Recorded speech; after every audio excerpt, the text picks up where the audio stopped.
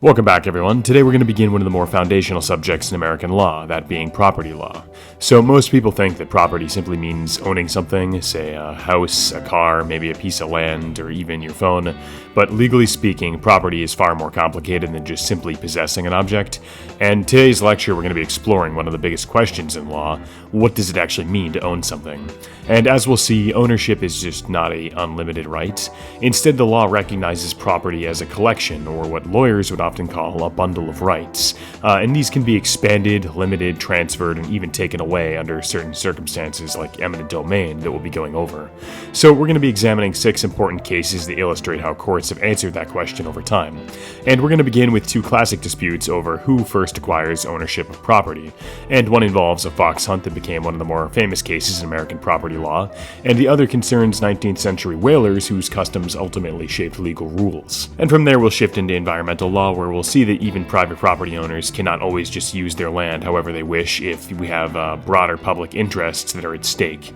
And we're going to examine how the governments must administrate property regulations equally under the Constitution by looking at landmark equal protection case involving San Francisco laundries. And lastly, we'll discuss eminent domain and the government's power to take private property for public use, so long as there is just compensation, another thing that we're going to go over later. And this power is still something that remains very controversial today. But by the end of today's lecture, I hope you'll all understand that property law is not really about who has the property. Instead, it's about who has legally protected rights and how these rights are created and when society allows these rights to be limited. So before we dive into the cases, I want to just lay out the roadmap for today's lecture. First, you're going to learn that property is much broader than any physical possession. The law recognizes many different forms of property, including things like land, your personal belongings, intellectual property, and even certain legal interests. Second, you're going to become more familiar with one of the more important ideas in property law, that being a bundle of rights. I mean, with the bundle of rights, the law is just recognizing that you have several separate rights that can be divided among different people. And then we're going to be examining how someone first becomes an owner. So is simply finding something enough, or do you have to physically possess it? And does local customs matter with this possession? And our first 2 cases tackle these questions directly. Then we're going to be moving into how property rights are just not unlimited. We have things like certain environmental protections, wildlife conservation, although the Supreme Court has ruled recently on the Babbitt v. Sweet Home case, so we're going to be talking about a lot of this as well as more current events. And how these legal restrictions can sometimes be placing restrictions on private owners. And then finally, we're going to be discussing more of the constitutional protections that affect property owners. And these include things like equal protection under the 14th Amendment, and of course the government's authority to acquire private property through eminent domain. And we're going to connect all these cases together, and you'll begin seeing property law as a balancing act between just an individual ownership and society's broader interests. So first, what is property? Well, one of the bigger misconceptions a lot of people have is believing that property simply only refers to physical objects. Property is actually a legal relationship, and it defines who has legally recognized rights concerning a particular resource. Now, to give you an example, imagine if we have 2 neighbors that are arguing over a fence, and the physical fence itself isn't really the legal issue here. The legal question is who has right to possess the fence, use it, exclude it from others, or sell or modify it. And the same principle applies to much more than land. Property could include things like a certain trademark, think about vehicles, copyright infringement, patents, bank accounts, mineral rights, like a lot of like the uranium enrichment going on in the Ukraine and also Iran, just fishing rights, water rights, and many other legal interests. So think about that principle applying to just much more than simple land. In other words here, property law is essentially governing a lot of relationships between people by determining who has legally protected claims over valuable resources. And this is why courts spend so much time defining ownership, because ownership determines who gets legal protection when conflict arises. Okay, so now that we understand what property is, the next question is, how does one acquire this power? Really, property. That was a reference, but I bet 2% of you will understand that. Anyway, sorry, the cringe aside, how does someone actually become a legal owner of something? Well, at first, this might seem like a fairly obvious question. You just buy it, right? So therefore, you own it. But property law is much broader than that, and throughout this section, we need to look at several different ways that ownership can arise under the law. Sometimes ownership comes from just simply taking possession of something that has never belonged to someone. This has come from history throughout occupying land, and of of course, in more modern days, following just some of the long-established customs that occur within industries, or from even just certain legal rules that the courts have developed over time. So, each of these theories tries to answer the same fundamental question of who should the law recognize as the rightful owner. And as we work through these cases, the next upcoming cases here, you're going to notice that some of the judges are often balancing fairness, efficiency, and public policy when deciding who owns property. And their decisions don't resolve disputes between two people, and they more or less also establish rules that guide future behavior as well. And we're going to begin with one of the more famous property cases ever decided, Pierson v. Post, which asks a deceptively simple question: when does chasing a wild animal become legal ownership? So diving into Pierson v. Post, this dispute occurred in New York in the early 19th century. Post was participating in what appeared to be a lawful fox hunt. So it was him and his hunting dogs, and they had been pursuing a wild fox across some land for quite some time, and he was unsuccessfully trying to catch it. And before Post could actually capture and kill the fox, another hunter, Pierson, knew exactly what was happening, and instead of rather just joining Post, Pierson actually stepped in and killed the fox himself, picked it up, and carried it away. And so understandably, Post was upset because this was the game that he had been pursuing for some time, and from his perspective, he had invested a lot of time, energy, and skill necessary to locate and pursue this fox, and he believed that that effort should be enough to establish ownership of the fox. But Pierson, on the other hand, argued that the fox was still a wild animal that was just roaming freely in nature, and until someone had actually captured or killed it, nobody really owned it. And because Pierson was the first person to reduce the fox to actual possession, by successfully killing it, he claimed ownership of the fox. This is pretty petty, but then we have the more of the legal issue here, because these two guys are just fighting over this wild game. When does ownership of a wild animal actually begin? Is it simply pursuing the animal? I mean, is that enough? Or must a hunter actually capture and kill it before obtaining legal rights? Well, the court in this case actually sided with Pierson, and the court held that mere pursuit is not enough to establish ownership, so instead ownership of a wild animal requires actual possession, or at the bare minimum, at least mortal wounding coupled with a continued pursuit of the animal, so that the capture is virtually certain. And until that point, the fox had remained unowned because Post had completely failed to do anything to the fox. This rule definitely seems harsh, and I would agree with that a little bit. Post, he did most of the work. He had the dogs, he had been hunting this fox for quite some time, but the majority wasn't necessarily trying to reward the hunter who worked the hardest. Instead, again, think about what I was saying about efficiency, the court was just trying to create a legal rule that was clear, predictable, and easy to apply. So, think about the alternative, though. If effort alone created ownership, then the courts would consistently have to decide questions like how much pursuit is enough, how close does someone have to be to the animal, and what if the two hunters had been chasing it from different directions. So these questions quickly become more subjective, and subjective rules often tend to produce inconsistent results. So the majority in this case believed that property law functions best when people can determine that ownership is certain, and a bright line rule that ownership begins only upon capture or just certain control reduces a lot of these disputes because everyone knows exactly what legal rights arise. And one of the themes that you're going to notice throughout a lot of these property law cases I'm going to tell you is that the courts often value certainty. So particularly, this is more so when establishing the ownership rules. And even if the results feel unfair in particular cases, and you'll see this, predictability often kind of weighs more heavily, and it allows people to organize their behavior and reduce future litigation. So of course, not everyone's going to agree with the reasoning behind this, and even Justice Livingston in this case wrote a dissent that has become almost as famous as the majority opinion itself. Justice Livingston here argued that the majority's rule ignored practical reality, and that hunting wild animals, particularly predators like foxes, requires substantial effort and skill, and if another hunter can simply wait until the last second and kill the animal and just claim ownership of the fox, then what's the incentive for anyone to invest the time necessary to hunt in the first place? Again, you can see here there's a disagreement that illustrates an important point about judicial decision making, and the courts are often having to balance competing values. So overall though, if nothing else, you can see that the majority opinion here is prioritizing legal certainty and administratability, and the dissent prioritized fairness and encouraging more of socially beneficial behavior. So neither value here. Again, it's not inherently unreasonable.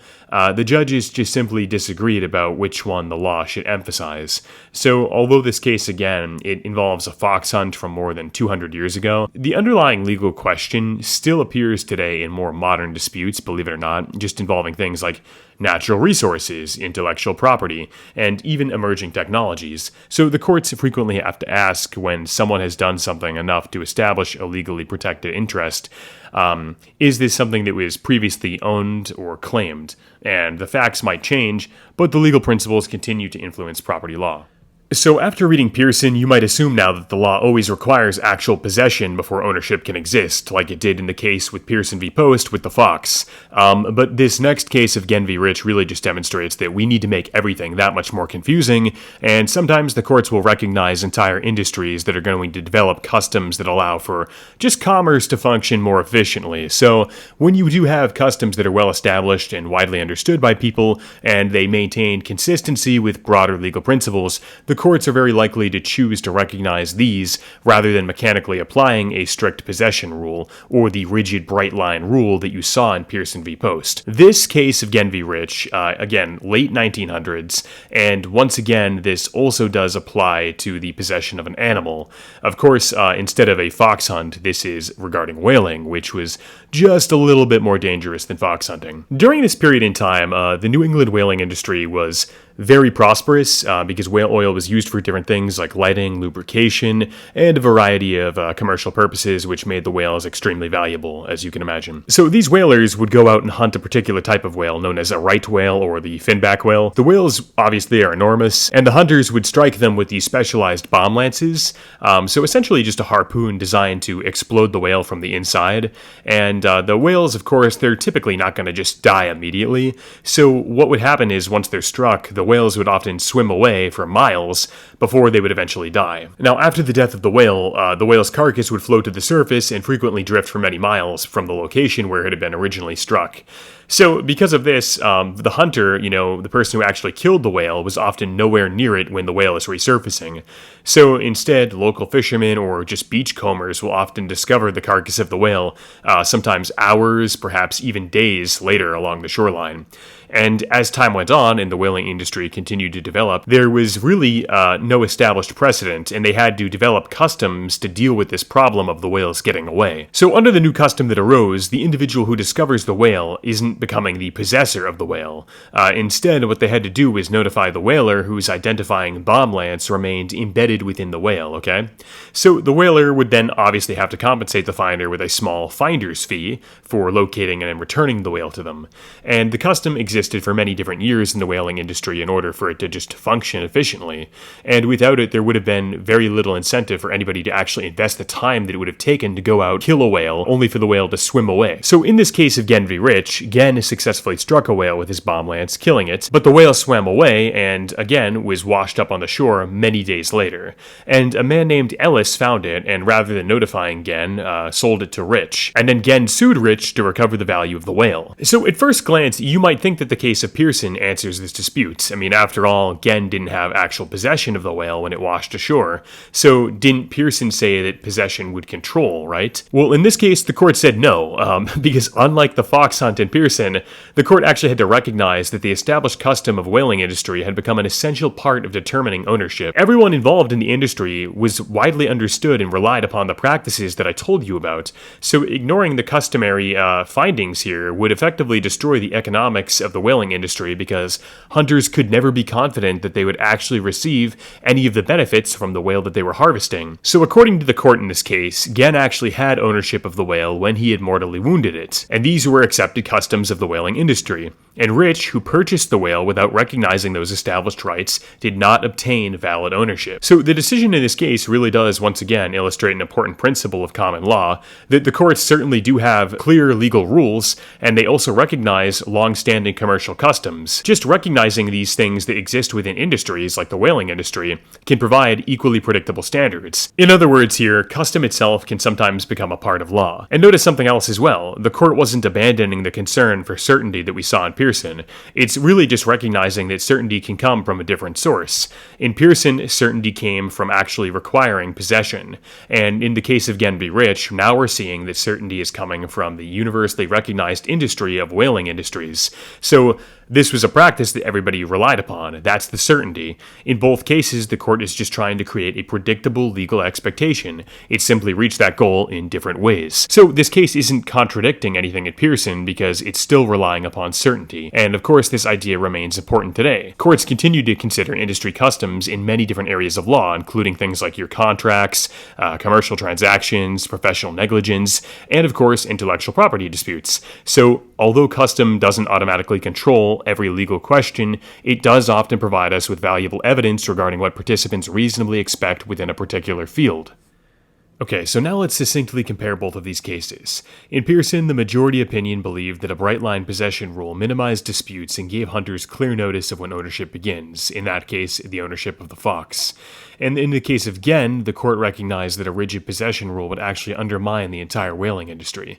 And it's owed in great part to the fact that whales would naturally swim away after they were struck, or they would just try to sink, and then after they would sink, they would end up drifting for some time. So requiring immediate possession would make commercial whaling nearly impossible, and the long-standing custom already provided a stable and predictable method of determining ownership of the whale. So in that case, the court chose to recognize the custom that was held by the whaling industry rather than imposing a rule that ignored the practical realities. And together these cases demonstrate one of the central themes of property law, that the courts are not just simply deciding who deserves property, they're trying to craft legal rules that encourage orderly behavior, reduce future disputes, and promote broader social and economic stability. Now, as we move on to our next set of cases, you're going to see this balancing process continue, and the question shifts away from how property is acquired and towards something equally important. Once somebody owns property, are there limits on how they might use it?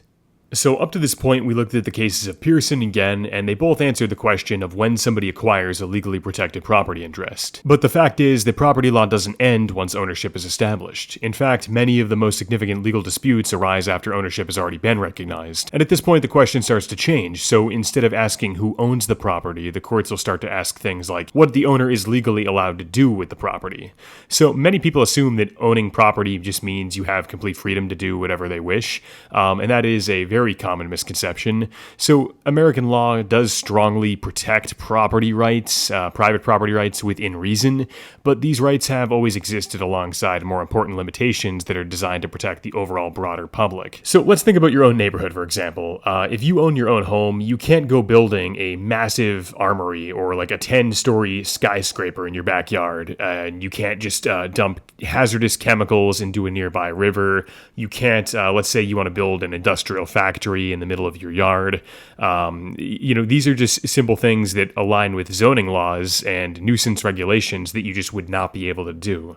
So in other words here, all these examples aside, ownership has never meant unlimited freedom. And the legal system constantly balances these two important interests. On one hand, of course, the law wants to protect private ownership because secure property rights encourage investment and economic growth, and of course, the factor of individual liberties. And on the other hand, of course, society also has legitimate interests in protecting natural resources, preserving wildlife, promoting public health, and ensuring that one person's use of property doesn't unnecessarily harm everyone else. So the next two cases illustrate this balance perfectly, and both involve private landowners who believe they should be free to use their property as they saw fit. But in both cases, the courts concluded the broader public interest justified placing limits on their property rights. Okay, so we've made it to National Audubon Society v. City of Los Angeles, 1983. This case takes us to Mono Lake in eastern California, which is, just a fun fact, one of the oldest lakes in North America, and it supports a very beautiful ecosystem. I would definitely recommend you visit if you ever get the chance. For many years, the city of Los Angeles legally diverted water flowing into the lake to supply its drinking water for its growing population. But over time, scientists actually found out that the diversions of water caused serious environmental damage, and the lake's water level dropped as a result. The salinity increased, wildlife was threatened, and exposed lake beds actually created these very large dust storms. terms. So a bunch of environmental groups came together, including the National Audubon Society, and they sued the city. So they were arguing that although Los Angeles does have valid water rights, these rights can't override the public's interest in protecting important natural resources.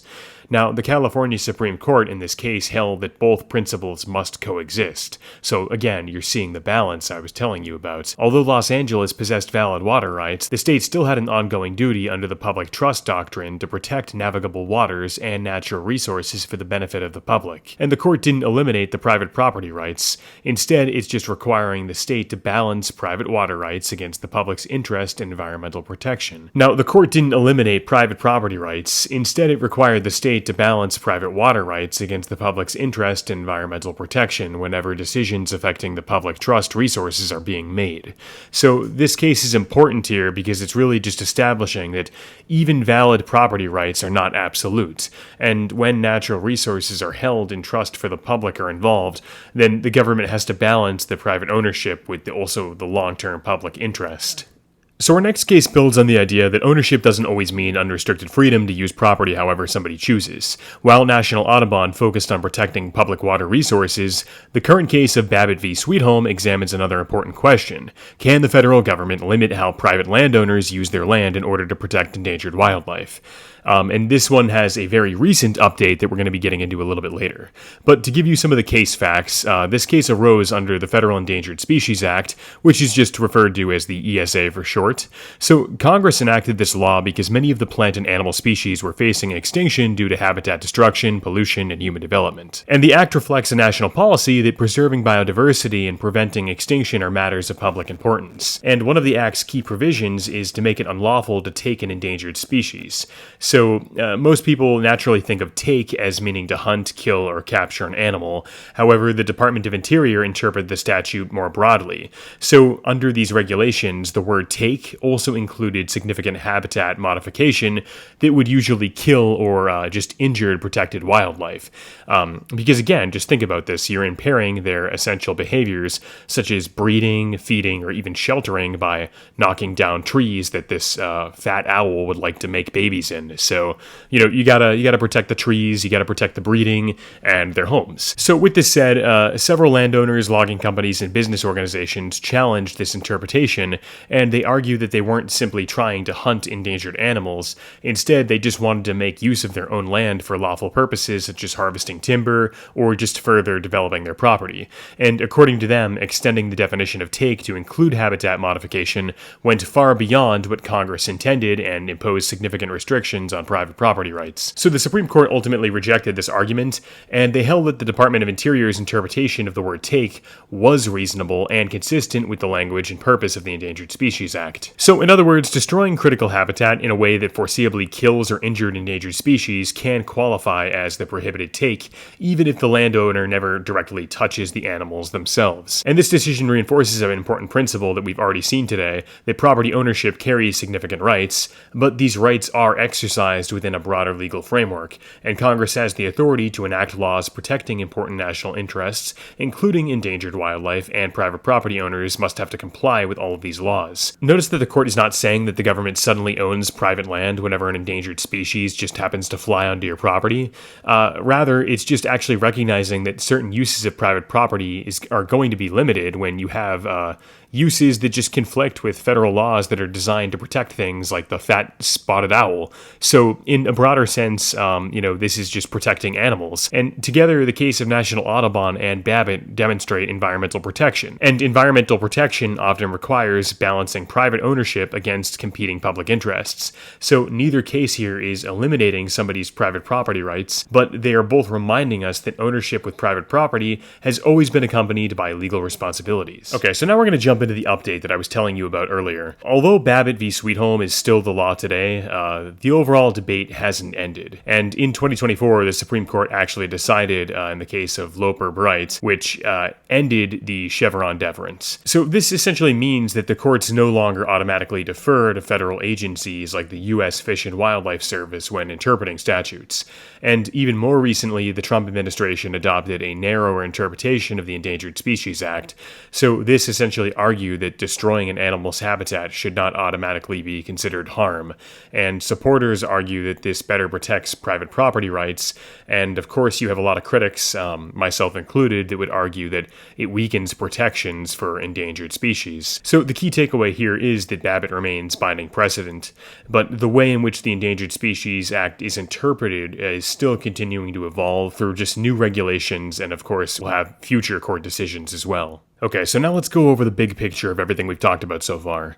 So, property rights are fundamental in the United States, but of course they're not absolute. The governments can regulate private property to protect things like natural resources, wildlife, and public welfare. And throughout this section, we've definitely seen that the courts are constantly having to balance the individual property rights against society's broader interests. So, the key takeaway here for you guys to remember is pretty simple. It's that owning property comes with both rights and legal responsibilities. And finally, remember that the governments have several tools to regulate property, including things like licensing, zoning laws, and of course, general police power. However, regulations do have to be applied fairly, and under the Equal Protection Clause, a law may be constitutional on its face, but it can become unconstitutional if it's enforced in a discriminatory manner. So in other words, not only does the law matter, but so does how the government chooses to apply the law. And this brings us to our next case. Okay, so now we've reached the case of Yick Wo v. Hopkins, 1886. So the case of Yick Wo is often remembered as more of an equal protection case, but it's also an important property case because it involves just the government's regulation of businesses that are operating on private property. So during the late 19th century, San Francisco adopted ordinance requiring laundries located in wooden buildings to obtain a permit before operating. So at first glance, this ordinance appears to be applied perfectly neutral. It's not mentioning anything about race, ethnicity, or nationality. It's just saying that, hey, if you have a laundromat, you need to have a permit for your business. So in practice, of course, the ordinance was enforced a little bit differently. Nearly every Chinese-owned laundry was declined a permit. And you have, on the other hand, all of the non-Chinese applicants receiving these permits. So again, that's discriminatory because it was based off of race. So the evidence here is showing a striking pattern of this discrimination, and although the law itself appears to be neutral, the officials that were responsible for actually administering the law correctly were applying it in an unequal and discriminatory manner. Think of the Jim Crow laws, for instance. So Yick Wo, in this case, our plaintiff, is a Chinese immigrant who had operated his laundry business for many different years, and he continued operating even after his permit application was denied. So due to him operating his business without a permit, he was eventually arrested, fined, and ultimately he challenged the constitutionality of the city's actions against him. The Supreme Court in this case ruled in Yick Wo's favor, and the court emphasized that the Equal Protection Clause of the 14th Amendment protects all persons, not just citizens, from arbitrary and discriminatory enforcement of the law. So one of the more important principles to come from this decision is that a law can violate the Constitution even if its language appears to be completely neutral. So if government officials administer a law that is intentionally discriminatory, well, the Equal Protection Clause is going to be violated. So the case here remains one of the more foundational precedents for modern equal protection jurisprudence because it definitely recognizes how discrimination often occurs not through specific wording of statutes, but more of how the statutes are actually enforced in this case. So for our purposes today, the case of Yick Wo, just remember this: governments possess significant authority to regulate businesses and property, but the regulations do have to be applied fairly and equally. You can't go around to every chocolate business that's owned by a woman and discriminate based on gender alone, for instance. A poor example, but still one that would apply against the equal protection under the law nonetheless. So the Constitution limits not only what the government may do, but also how the government officials decide to exercise authority that's entrusted to them. Alright, so before we dive into our last two cases, first we need to define what eminent domain is. So the Fifth Amendment gives the government the power of eminent domain, which allows it to take private property under certain circumstances. However, there are two important constitutional limits here. First, the property must be taken for public use, such as something like building a highway, a school, or another public project. So keep in mind, it has to benefit the public. And second, the government has to provide the owner with just compensation under the Fifth Amendment. So this essentially means a fair market value for the property. And throughout this next case, we're going to be determining what counts as public use and how the courts determine whether a property owner has been treated fairly. Okay, so we've reached one of our last cases, Hawaii Housing Authority versus Midkiff. This case essentially asks, can the government force someone to give up their private property? And at first, this question probably makes many of us uncomfortable. We like to think of private property as one of the more fundamental rights that's protected under American law, and if you own your home or your land, then shouldn't the government just simply leave it alone? Well, of course, the Constitution does recognize both of these ideas, and it strongly protects private property rights, but it also acknowledges that there are circumstances where the government might acquire private property for public purposes, like I mentioned earlier. So, of course, this authority, like I said before, is eminent domain, and it's rooted within the Fifth Amendment of the United States Constitution. So to understand this case, it's important to understand Hawaii's unique history. For many years, we had a very small number of private landowners that were controlling an overwhelming percentage of the state's residential land in Hawaii, and as a result, many of the residents owned the homes they lived in, but they leased the land under those homes from large private estates. And the Hawaii legislature believed that this extraordinary concentration of land ownership distorted the real estate market. So essentially, it was inflating housing prices and limited the opportunities for private ownership. So to address this problem, the legislature enacted a law which allowed the Hawaii Housing Authority to use eminent domain to acquire land from these large landowners and transfer it to individuals who were already leasing and living on the property. So the former landowners would of course receive compensation for their land, but they objected to the program because the property was ultimately being transferred to other private individuals rather than remaining in government ownership. So the argument here is pretty straightforward, as you can see. They're claiming that this was not truly a public service because the government was taking property from one private owner and just giving it to another private owner. So according to the people who owned the land, the Fifth Amendment did not permit that type of transfer. Unfortunately for them, the Supreme Court disagreed, and they held that the statute did serve a legitimate public purpose by reducing the harmful effects of an unusually concentrated land market. So the court explained that the concept of public use should not be interpreted narrowly, and instead the courts generally defer legislative judgments about what constitutes a valid public purpose so long as the government's objective is legitimate and the taking is rationally related to achieving that objective. So in other words, the court concluded that breaking up the land and promoting a more competitive property market actually served a sufficient public purpose to satisfy the Constitution. So it's important to recognize in this case what the court was and was not saying. The court is not suggesting that the government can just simply seize property whenever it wants. The property owners remain protected by constitutional safeguards, including the requirement of just compensation, and they were paid. Rather, the decision here is reflecting the idea that public use extends beyond projects like roads or courthouses. It can also include legislation designed to address broader economic and social problems by redistributing land in this case. So the legislator identified a legitimate public purpose here by giving more private property owners more land. Although we're not discussing this case in detail today, I did want to touch upon the case of Kilo v. City of New London from 2005, just because the reasoning in Midkiff matters. So in the case of Kilo, the court similarly upheld the use of eminent domain for an economic development plan, generating significant public controversy, and later prompting many of the states to revise their eminent domain laws. So the debate here illustrates why Midkiff remains such an important case in understanding the modern scope of the Takings Clause. So as we wrap up today's lecture, let's just return to the question we asked at the very beginning. What does it mean to actually own property?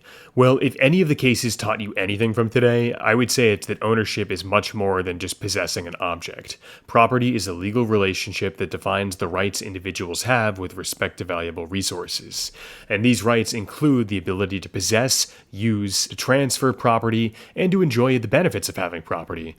But naturally, the rights of owning property are not unlimited. In Pierson v. Post, we learned that ownership of previously unowned property requires a clear legal rule establishing when possession begins. In Ghen v. Rich, we saw that long-standing customs can shape those legal rules when they provide certainty. In National Audubon and the case of Babbitt, we discovered that private property rights often coexist with important public interests, including environmental conservation and the protection of endangered species. In the case of Yick Wo, we're simply reminded that governments might regulate property and businesses, but if they're going to do so, they have to do so fairly and without discriminatory enforcement of the law. And finally, in the case of Midkiff, I taught you guys that even the government's extraordinary power of eminent domain is constrained by constitutional requirements, including public use and compensation.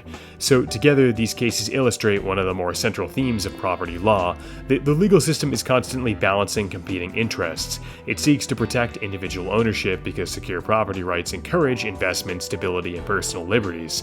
But at the same time, of course, course, it recognizes that property exists within a broader society, and you need to factor in things like environmental protections, equal treatment under the law, and legitimate public needs sometimes justify placing limits on those rights.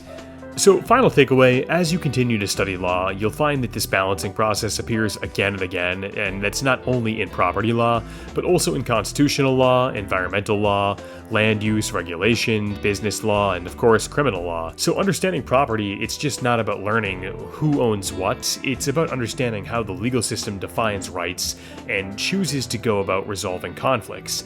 And keep in mind, like with everything, just the balancing of interests, the private interests and also the needs of society. So with all of this said, I conclude today's lecture. I thank you for your time. I thank you for watching. If you made it this far, this lecture was extremely long, but I will see you in the next lesson. And as always, take care.